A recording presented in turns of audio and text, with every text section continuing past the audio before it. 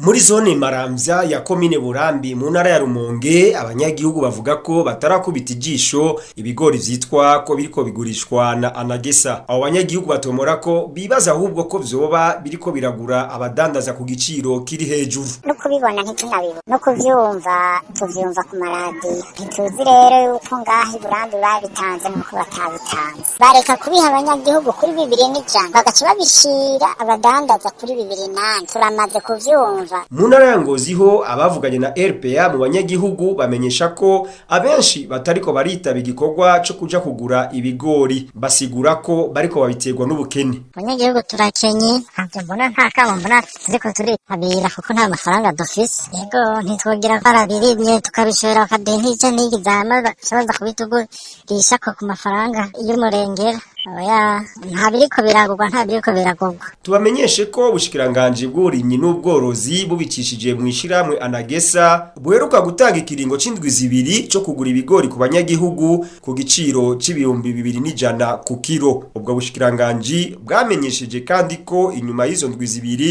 abadandaza nabo bazokwemererwa kurangura hama baje kwigurishiriza.